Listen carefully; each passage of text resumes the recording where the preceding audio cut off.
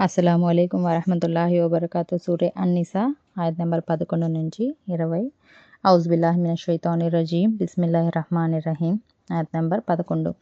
అల్లా మీ సంతానం విషయంలో మీకు ఈ విధంగా ఆజ్ఞాపిస్తున్నాడు. ఒక అబ్బాయి వాటా 2 అమ్మాయిల వాటాకు సమానం. ఒకవేళ మృతునికి 2 కన్నా ఎక్కువ మంది కుమార్తెలు మాత్రమే ఉంటే వారికి వారసత్వ ఆస్తిలో 3/2 భాగం లభిస్తుంది. ఒకవేళ ఒకే కూతురుంటే ఆమెకు సగభాగం దక్కుతుంది. చనిపోయిన వ్యక్తికి గనక సంతానం ఉంటే అతని తల్లిదండ్రుల్లో ఒక్కొక్కరికి అతను వదిలి వెళ్ళిన ఆస్తిలో 6/1 భాగం లభిస్తుంది. ఒకవేళ మృతుడు సంతానం లేనివాడే ఉండి అతని తల్లిదండ్రులే అతని ఆస్తికి వారసులైనప్పుడు అతని తల్లికి 3/1 భాగం ఇవ్వాలి. ఒకవేళ మృతునికి గనక అనేక మంది అన్నదమ్ములుంటే అప్పుడు తల్లికి 6/1 భాగం మాత్రమే దక్కుతుంది. చనిపోయిన వ్యక్తి వ్రాసిన వీలునామాను అమలుపరచి అతను చేసి ఉన్న అప్పులను తీర్చిన మీదటే ఈ ఆస్తి వాటాలు లభిస్తాయి. మీ తండ్రులలో లేక కుమారులలో మీకు ప్రయోజనం చేకూర్చటంలో ఎవరు ఎక్కువ సన్నిహితులు మీకు తెలియదు. ఇవి అల్లా తరఫున నిర్ణయించబడిన వాటాలు. నిశ్చయంగా అల్లా సర్వజ్ఞాని, పరిపూర్ణ వివేకం గలవాడు. ఇలా నిర్ధారించబడటంలో గల పరమార్థాలను ఇంతకు ముందే వివరించడం జరిగింది. వారసుల్లో ఆడపిల్లలు మగపిల్లలు కనుక ఉంటే ఈ నియమం ప్రకారం పంపకం జరుగుతుంది. ఆడపిల్లలు గాని మగపిల్లలు గాని వారు చిన్నవారైనా పెద్దవారైనా వారి వాటాలు వారికి లభించి తీరాల్సిందే. ఆఖరికి మాతృగర్భంలో పెరుగుతున్న శిశువు జనీన్కు సైతం మృతుడు వదిలిన ఆస్తిలో భాగం లభిస్తుంది. అయితే అవిశ్వాసులైన సంతానానికి వారసత్వ హక్కు సంక్రమించదు. అంటే మృతునికి మగపిల్లలు ఎవరూ లేకుండా 2 కంటే ఎక్కువ మంది కుమార్తెలుంటే అతని మొత్తం ఆస్తిలోని 2/3 భాగం వారికి ఇవ్వబడుతుంది. ఒకవేళ కేవలం 2 కూతుళ్ళు ఉన్నా సరే వారికి ఈ 2/3 భాగం పంచి ఇవ్వబడుతుంది. ఉదాహరణకు హదీస్లో పేర్కొనబడినట్లు ఉహుద్ యుద్ధ సందర్భంగా సాద్ బిన్ రబీ రజియల్లాహు అన్హు అమరగతులయ్యారు. ఆయనకు 2 కుమార్తెలు. కానీ సాద్ గారి ఆస్తినంతటినీ ఆయన సోదరుడు స్వాధీనం చేసుకున్నాడు. అప్పుడు దైవ ప్రవక్త సల్లల్లాహు అలైహి వసల్లం జోక్యం చేసుకొని ఆ అమ్మాయిల పినతండ్రి నుంచి 3/2 ఆస్తిని వారికి ఇప్పించారు. అదీగాక మృతునికి వారసులుగా అతని 2 సోదరీమణులు మాత్రమే ఉంటే అట్టి పరిస్థితుల్లో మృతుడు వదిలిపోయిన ఆస్తిలో 3/2 భాగం వారికి ఇవ్వబడుతుంది. ఈ విషయం ఈ సూరా చివర్లో రానుంది. మృతుని 2 సోదరీమణులు ఆస్తిలో 3/2 భాగానికి హక్కుదారులు అవుతుండగా మృతుని 2 కూతుళ్ళ తమ పిత్రార్జితంలో 3/2 భాగాన్ని పొందటంలో సంశయానికి లేసమైన ఆస్కారం ఉండకూడదు. అక్కడ కూడా సోదరీమణులు 2 కంటే ఎక్కువ మంది ఉన్నప్పుడు వారిని 2 కంటే ఎక్కువ మంది కుమార్తెల స్థానంలో ఉంచి వ్యవహరించడం జరిగింది. మొత్తానికి అవగతమయ్యేది ఏమిటంటే ఆడపిల్లలు 2 2 కంటే ఎక్కువ మందైనా 2 పరిస్థితుల్లోనూ వారసత్వ సొమ్ముగా వారికి 3/2 భాగాలుగా లభిస్తాయి. మిగిలిన ఆస్తి మృతుని అసబ బంధువుల్లో పంచబడుతుంది. తల్లిదండ్రులకు లభించే వాటాలకు సంబంధించి 3 పరిస్థితులు వివరించబడ్డాయి. ఇది మొదటి పరిస్థితి. దీని ప్రకారం మృతుడు సంతానం గలవాడైతే అతని తల్లిదండ్రుల్లో ప్రతి ఒక్కరికి 6/1 వంతు ఆస్తి లభిస్తుంది. ఇవి 2 కలిపితే 3/1 వంతు అవుతుంది. మిగతా 3/2 వంతులు సంతానానికి పంచబడతాయి. ఒకవేళ మృతుని సంతానంలో కేవలం కూతురు మాత్రమే ఉంటే కేవలం సగం ఆస్తి అంటే మొత్తం ఆస్తిని 6 భాగాలుగా విభజిస్తే అందులో 3 భాగాలు ఆమెకు పోతుంది. మిగిలిన 3 భాగాలలో 1 భాగం అంటే మొత్తం ఆస్తిలో 6వ భాగం మృతుని తల్లికి ఇవ్వబడుతుంది. 1 భాగం తండ్రికి ఒసగబడుతుంది. మిగిలిపోయిన 6వ భాగం అసబా బంధువు అయిన కారణంగా మృతుని తండ్రి తీసుకుంటాడు. ఈ విధంగా మృతుని తండ్రి అయినందుకు 1 భాగం, అసబా బంధువు అయినందుకు మరో భాగం, మొత్తం 2 భాగాలు దక్కుతాయి. ఇది రెండో పరిస్థితి. మృతునికి సంతానం లేనప్పుడు ఇజ్మా ప్రకారం మనవడు మనవరాలు కూడా సంతానంలో చేరి ఉన్నారన్నది గమనార్హం. ఈ పరిస్థితిలో తల్లికి 3వ వంతు లభిస్తుంది. మిగిలిన 2 వంతులు అసభా హక్కుగా తండ్రికి లభిస్తాయి. ఒకవేళ తల్లిదండ్రులతో పాటు చనిపోయిన పురుషునికి భార్య లేక చనిపోయిన స్త్రీ యొక్క భర్త కూడా బ్రతికి ఉంటే భార్య లేక భర్త వాటాను ముందుగానే వేరు చేసి దీనికి సంబంధించిన వివరాలు రానున్నాయి. మిగిలిన ఆస్తిలో నుంచి తల్లికి 3వ వంతు ఇవ్వాలి. ఆ పైన మిగిలి ఉన్నదంతా తండ్రిది. ఇక 3వ పరిస్థితి, తల్లిదండ్రులతో పాటు మృతుని సోదర సోదరీమణులు కూడా బ్రతికి ఉన్నారు. ఆ సోదరులు ఒకే తల్లిదండ్రుల సంతానమైన లేక తండ్రి ఒక్కడే అయి ఉండి తల్లి ఒక్కతే అయి ఉండి తండ్రులు వేర్వేరైనా ఈ అన్నదమ్ములు అక్కచెల్లు మృతుని తండ్రి బ్రతికి ఉండగా ఆస్తికి హక్కుదారులు కాకపోయినప్పటికీ తల్లికి లభించవలసిన ఆస్తి వాటాలో తగ్గుదలకు మాత్రం వారు కారకులవుతారు. అంటే వారు ఒకరికన్నా ఎక్కువ మంది ఉన్నప్పుడు తల్లికి దక్కవలసిన 3వ వంతు భాగాన్ని 6వ వంతు భాగంగా మార్చేస్తారన్నమాట. మిగిలిన సొమ్మంతా 6/5వ వంతు తండ్రికి చెందుతుంది. మరో వారసుడెవడు లేనప్పుడు ఈ విధంగా వర్తిస్తుంది. హాఫిజ్ ఇబ్నె కసీర్ ఇలా వ్రాస్తున్నారు. మెజారిటీ ఉలమా దృష్టిలో ఇద్దరికన్నా ఎక్కువ మంది సోదరులకు వర్తించే ఆదేశమే ఇద్దరు సోదరులకు కూడా వర్తిస్తుంది. అంటే ఒక సోదరుడు లేక సోదరి ఉన్న పక్షంలో ఆస్తిలో 3వ వంతు తల్లికి చెందుతుంది. అది 6వ వంతుగా మార్పు చెందదన్నమాట. కాబట్టి మీకు సముచితం అనిపించిన రీతిలో ఆస్తిని పంచకండి. దైవాజ్ఞ ప్రకారం ఎవరికి ఎంత భాగం ఖరారై ఉందో అంత భాగం వారికి ఇచ్చేయండి. ఆయత్ నంబర్ 12. మీ భార్యలకు సంతానం లేని పక్షంలో వారు వదిలి వెళ్ళిన ఆస్తిలో సగభాగం మీది. ఒకవేళ వారికి సంతానం ఉంటే వారు విడిచిపెట్టిన ఆస్తిలో 4వ భాగం మీకు చెందుతుంది. వారు వ్రాసిపోయిన వీలునామాను అమలు పరిచిన మీదట లేదా వారు చేసిన అప్పుల్ని తీర్చిన మీదటే ఈ పంపకం జరగాలి. మీకు పిల్లలు లేని పక్షంలో మీరు వదిలిపోయే ఆస్తిలో మీ భార్యలకు 4వ భాగం లభిస్తుంది. ఒకవేళ మీకు పిల్లలు ఉంటే అప్పుడు మీరు వదిలి వెళ్ళే ఆస్తిలో మీ భార్యలకు 8వ వంతు మాత్రమే లభిస్తుంది. మీరు వ్రాసి వెళ్ళిన వీలునామాను అమలుపరిచి లేదా మీరు చేసి వెళ్ళిన అప్పుల్ని తీర్చిన తరువాతే మిగిలిన ఆస్తిలో పంపకాలు జరుగుతాయి. చనిపోయిన పురుషుడు లేక స్త్రీ కలాల అయి ఉంటే, అంటే వారికి తండ్రి గాని కొడుకు గాని లేకుండా ఉండి వారికి ఒక సోదరుడు లేక ఒక సోదరి ఉన్నట్లయితే వారిలో ఒక్కొక్కరికి 6/1 భాగం చొప్పున లభిస్తుంది. కానీ వారు ఒకరికన్నా ఎక్కువ మంది ఉన్నట్లయితే అప్పుడు మొత్తం ఆస్తిలోని 3వ భాగాన్ని వారంతా సమానంగా పంచుకోవాలి.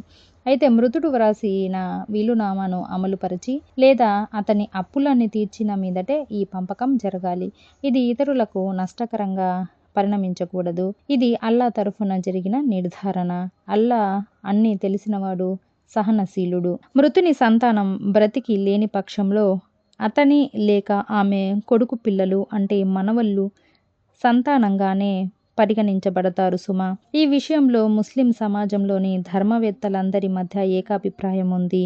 అలాగే చనిపోయిన భర్తకు చెందిన సంతానం, ఆ సంతానం ఇప్పుడు అతనికి వారసులైన భార్యకు పుట్టినదైనా సరే లేక అంతకు ముందు చనిపోయిన లేక విడాకులు పొందిన మరో భార్యకు పుట్టినదైనా సరే, అలాగే చనిపోయిన స్త్రీకి చెందిన సంతానం, ఆ సంతానం ఇప్పుడు ఆమెకు వారసుడైన భర్త ద్వారా కలిగినదైనా సరే లేక మాజీ భర్త ద్వారా కలిగినదైనా సరే, ఒకే భార్య అయినా సరే 4వ భాగం లేక 8వ భాగం హక్కుగా లభిస్తుంది. ఒకవేళ ఒకరి కంటే ఎక్కువ మంది భార్యలున్నప్పటికీ అదే 4వ భాగం లేక 8వ భాగం వారందరి మధ్య సమంగా పంచడం జరుగుతుంది. అంతేగాని ఒక్కొక్కరికి 4వ లేక 8వ భాగం చొప్పున ఇవ్వడం జరగదు. ఈ విషయంలో కూడా ధర్మవేత్తలందరి మధ్య ఏకాభిప్రాయం ఉంది. తండ్రి గాని కొడుకు గాని లేదా పురుషుడు లేదా స్త్రీ మృతదేహాన్ని ఇక్కడ కళలాగా అభివర్ణించడం జరిగింది. ఇది ఇక్లీల్ నుంచి వచ్చింది. ఏదైని వస్తువు తల భాగం అన్ని వైపుల నుంచి చుట్టుముట్టబడి ఉంటే దాన్ని ఇక్లీల్గా వ్యవహరిస్తారు. ఇక్కడ తండ్రి గాని కొడుకు గాని లేని మృతుణ్ణి కలాల అని చెప్పబడటంలోని ఆంతర్యం ఏమిటంటే, నియమబద్ధంగానైతే అతనికి వారసులు ఎవరూ లేరు గాని పరిసరాల్లోని ఆత్మీయులు దగ్గరి బంధువులు ఆస్తి కోసం వచ్చి చేరతారు. మరి కొంతమంది ఈ పదం కల్లల నుంచి వచ్చిందని చెబుతారు. కల్లల అంటే అలసిపోవటమని శాబ్దిక అర్థం. అతని వరకు చేరుకొని వంశధార అలసిపోయిందని, ఆ తర్వాత ముందుకు నడవలేకపోయిందని భావం. అంటే ఒకే తల్లికి పుట్టిన అన్న చెల్లెలు కానీ వారి తండ్రులు వేర్వేరు. దీనికి భిన్నంగా సొంత సోదరీమణుల, అల్లాతి సోదరుల, తండ్రి ఒక్కడే అయి ఉండి తల్లులు వేరువేరైన సోదరులు. ఆస్తి వాటా ఈ విధంగా ఉండదు. దీనికి సంబంధించిన తఫ్సీళ్లు కూడా ఈ సూరా చివర్లో రానున్నాయి. ఈ విషయంలో కూడా పండితులందరి మధ్య ఏకాభిప్రాయం ఉంది. ఒకరికన్నా ఎక్కువ మంది ఉన్నప్పుడు వారంతా 1/3 ఆస్తిలో భాగస్వాములవుతారు. ఈ సందర్భంగా ఆడ మగ వ్యత్యాసం కూడా చూపబడదు. స్త్రీలకు పురుషులకు సమానమైన భాగాలు ఇవ్వబడతాయి. గమనార్హం, తల్లి తరఫు సోదరులు కొన్ని విషయాలలో ఇతర వారసుల కన్నా భిన్నమైన వారు. 1. వీరు కేవలం తమ తల్లి మూలంగా వారసులవుతారు. 2. వీరికి ఇవ్వబడే వారసత్వ భాగంలో ఆడ మగ తేడా లేకుండా సమానంగా ఇవ్వబడుతుంది. 3. మృతునికి తండ్రి గాని కొడుకు గాని లేనప్పుడే వీరు వారసులుగా పరిగణించబడతారు. 4. ఈ కోవకు చెందిన స్త్రీ పురుషులు ఎంతమంది ఉన్నా సరే 1/3 మించి వారికి ఇవ్వబడదు. పైన చెప్పబడినట్లు వారికి చనిపోయిన తమ తల్లి తరఫు సోదరుని నుంచి లభించే ఆస్తిలో తమ స్త్రీ పురుషుల వాటాలు సరి సమానంగా ఉంటాయి. పురుషునికి స్త్రీ కంటే 1/4 ఎక్కువ లభించే విధానం ఇక్కడ వర్తించదు. ఉమర్ రజియల్లాహు అన్హు తన పరిపాలనా కాలంలో ఇలాగే తీర్పు చేశారు. వారసత్వ ఆదేశాలను వివరించిన ప్రతిసారి ఆఖరిలో మరణ శాసనాన్ని విల్లును అమలుపరిచిన తరువాత అప్పులు తీర్చిన తర్వాత ఆస్తి పంచుకోవాలి అని నొక్కి చెప్పబడ్డం 1కి 3 సార్లు గుర్తు చేయడం గమనించదగ్గ విషయం. దీన్ని బట్టి ఈ 2 విషయాలను అమలు పరచడం ఎంత అవసరమో విదితమవుతుంది. అన్నిటికంటే ముందు మృతుని అప్పులను తీర్చడం జరుగుతుంది. ఆ తర్వాత అతని వసీయతు వీలునామాలు అమలు పరచడం జరుగుతుంది. దీనిపై కూడా ఏకాభిప్రాయం ఉంది. అయితే ఖురాన్లో వసీయతు వీలునామా లేక మరణ శాసనం ప్రస్తావన ముందుగా చేయబడటం ఆలోచించదగినది. ప్రాముఖ్యం రీత్యా అప్పుల ప్రస్తావన ముందుగా రావలసింది. కానీ దేవుడు వసీయతును తొలుత ప్రస్తావించి అప్పుల్ని తీర్చే బాధ్యతను తర్వాత నొక్కి చెప్పాడు. ఎందుకంటే మృతుని అంత్యక్రియలు అయిపోగానే అప్పుల వాళ్ళు ఎలాగో వచ్చి కూర్చుంటారు. వారసుల వద్ద నుంచి అనా పైసలతో సహా దులుపుకొని పోతారు. కానీ సాధారణంగా మృతుని వారసులు మరణ శాసనం పట్ల అశ్రద్ధ వహించటం, మరుపుకు లోనవటం జరుగుతూ ఉంటుంది. అందుకే అల్లా మాటి మాటికి వీలునామాను ప్రస్తావనకు తీసుకువచ్చి వారసులు దాన్ని విస్మరించకుండా ఉండాలని తాకీదు చేస్తున్నాడు. గమనిక, భార్యకు మహర్ హక్కు చెల్లించి ఉండకపోతే అది కూడా దైన్ అంటే అప్పు క్రిందికే వస్తుంది. దాన్ని ఆస్తి పంపిణీకి ముందు చెల్లించడం అవశ్యం. ఈ మహర్ సొమ్ము తీసుకోవటంతో పాటు భార్యగా కూడా ఆమె ఆస్తిలో హక్కుదారు అవుతుంది. వీలునామా ద్వారా ఎవరికైనా ఆస్తి హక్కు దక్కకుండా చేయడం లేదా ఒకరికి ఇవ్వవలసిన దానికన్నా ఎక్కువ ఇప్పించడం లేక తగ్గించడం లేదా వారసులకు నష్టం చేకూర్చే ఉద్దేశంతో నేను ఫలానా వారికి ఇంత బాకీ పడి ఉన్నానని ఊరికే చెప్పటం, ఇవన్నీ వారసులకు నష్టం కలిగించే చేష్టలు. అంటే వసియతు వీలునామా ద్వారా అప్పు ద్వారా 2 విధాలుగాను వారసులకు నష్టం కలిగించడానికి ప్రయత్నం జరగవచ్చు. ఇటువంటి చేష్టలు మహా అపరాధాలుగా భావించబడతాయి. అంతేకాదు ఈ రకమైన మరణ శాసనం వసియతు కూడా మిథ్యగా అధర్మంగా ఖరారు చేయబడింది. ఆయత్ నంబర్ 13.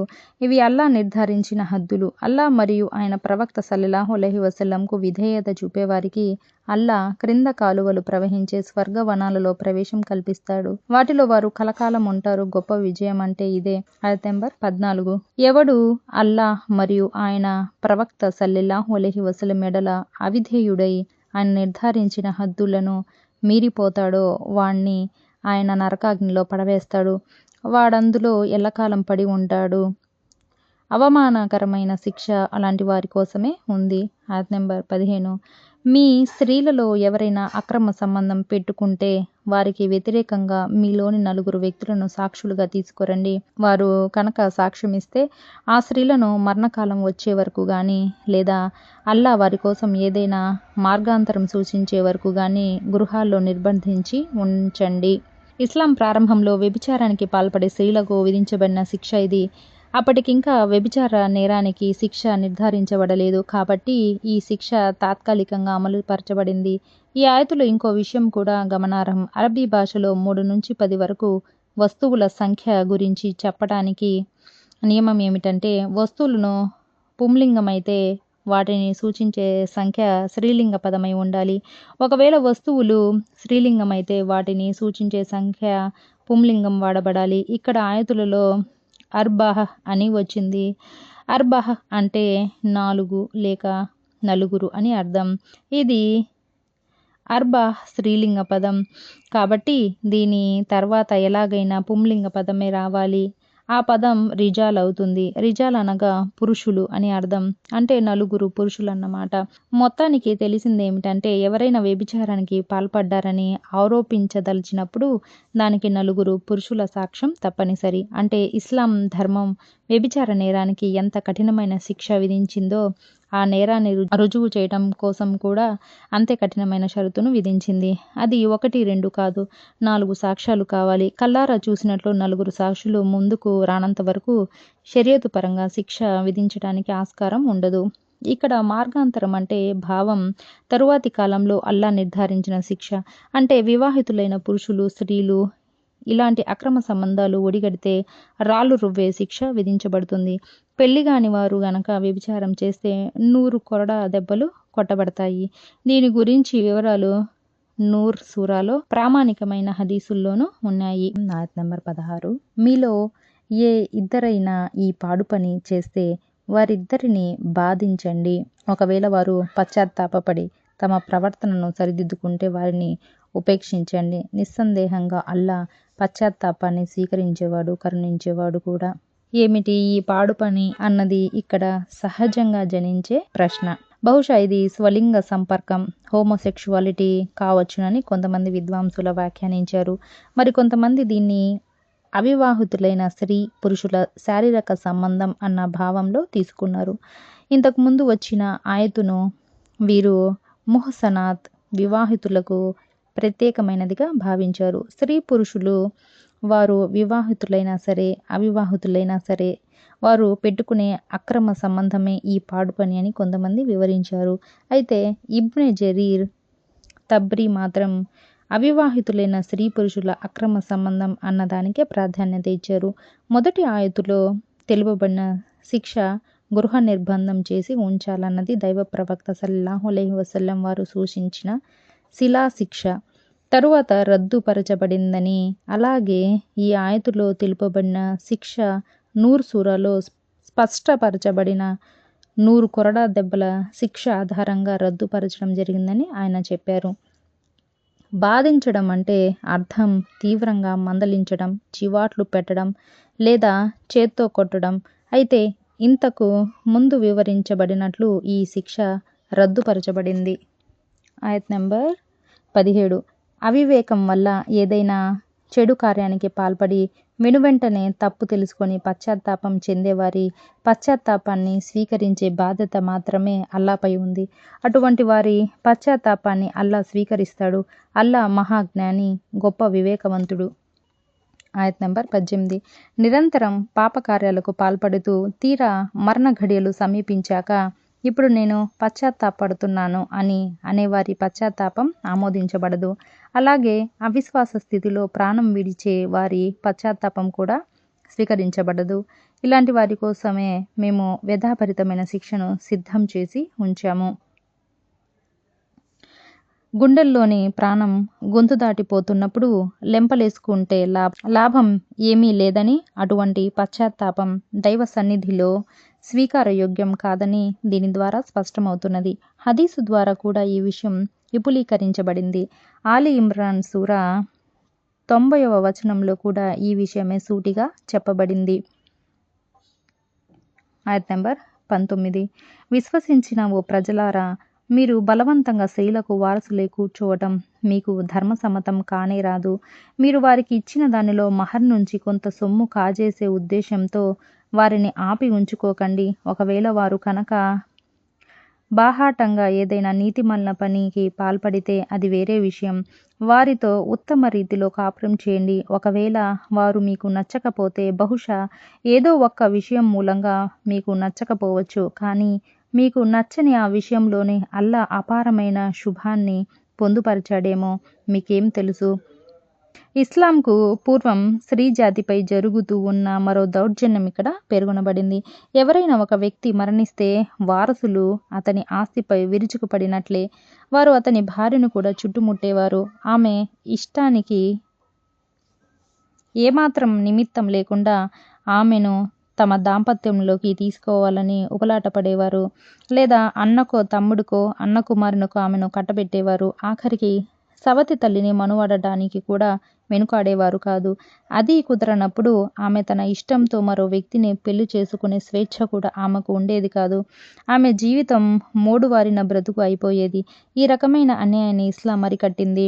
ఆనాడు అతివలపై జరిగే మరో జులుం ఏమిటంటే, భర్తకు గనక భార్య నచ్చకపోతే ఆమెకు విడాకులిచ్చి వదిలిపెట్టే బదులు ఆమెను విపరీతంగా వేధించి డోలాయమాన స్థితిలో పెట్టేవాడు. ఆమె ఈ వేధింపులను భరించలేక భర్త తనకు మహర్ రూపంలో, కానుకల రూపంలో ఇచ్చిన ఆస్తిపాస్తులన్నింటినీ ఏకపక్షంగా వదులుకొని అతని నుంచి సెలవు తీసుకోవాలన్నది అతని దురుద్దేశం అయి ఉండేది. పైకి స్పష్టంగా కనిపించని ఈ అమానుషాన్ని కూడా ఇస్లాం నిర్ద్వంద్వంగా ఖండించబడింది. బాహాటంగా నీతిమాలిన పనికి పాల్పడడం అంటే ఎవరితోనైనా అక్రమ సంబంధం పెట్టుకోవడం లేదా దుర్భాషలాడటం లేదా ధిక్కార వైఖరికి పాల్పడమని అర్థం. ఇటు పరిస్థితిలో ఆమె తన భర్త తనకిచ్చిన మహర్ సొమ్మును, తన పేర రాసిన ఆస్తిపాస్తులను భర్తకు వాపసు చేసి కులా ద్వారా అతని నుంచి వేర్పడేలా భార్య పట్ల వ్యవహరించటానికి గాను భర్తకు అనుమతి ఇవ్వబడింది. భార్య స్వయంగా కులా ద్వారా భర్త నుంచి విడిపోదలచినప్పుడు ఆమెకు ఇచ్చిన మహర్ సొమ్మును తిరిగి తీసుకునే హక్కు భర్తకు ఉంటుంది. భార్యతో కాపురం చేయవలసిన పద్ధతిని ఈ ఆయతు వివరించింది. ఈ విషయాన్ని దైవ ప్రవక్త సల్లల్లాహు అలైహి వసల్లం మరింత స్పష్టంగా విడమర్చి చెప్పారు. ఈ ఆయతకు భావార్థంగా ఒక హదీసులో ఇలా ఉంది: విశ్వాసి అయిన భర్త విశ్వాసురాలైన స్త్రీ పట్ల ఏహ్యభావం కలిగి ఉండకూడదు. ఒకవేళ ఆమె అలవాట్లలోని ఏదైనా ఒక విషయం తనకు ఇష్టకరంగా లేకపోతే ఇతర అలవాట్లు ఎన్నో మంచివి కూడా ఆమెలో ఉండవచ్చు. దీని భావం ఏమిటంటే, చెడు నడత, ద్రోహం, అవిధేయత లాంటి దుర్గుణాలేవీ లేకుండా ఇతరత్ర చిన్న చిన్న లోపాలు భార్యలో ఉంటే వాటి గురించి రాద్ధాంతం చేయాల్సిన అవసరం లేదు. లోపాలు లేని వారు లోకంలో ఎవరూ లేరు. ప్రతి చిన్న లోపాన్ని సాకుగా తీసుకొని చీటికి మాటికి చిందులేస్తూ విడాకుల ప్రస్తావన తీసుకువస్తూ ఉంటే కలకలలాడవలసిన కాపురాలు కాస్త కుప్పకూలిపోతాయి. కాబట్టి చిన్న చిన్న లోపాల విషయంలో భర్త ఓర్పుతో నేర్పుతో వ్యవహరించాలి. ఎందుకంటే ఏ భార్యను తాను పద్దాక సాధిస్తున్నాడో ఆమె ద్వారానే అతనికి అల్లా ఎన్నో వరాలు ప్రసాదించవచ్చు. ఆమె ద్వారా దేవుడు అతనికి ఉత్తమ సంతానం ప్రసాదించవచ్చు. ఆమె ద్వారా అతని ఇల్లు వాకిలిలో సిరులు పొంగి పొరలవచ్చు.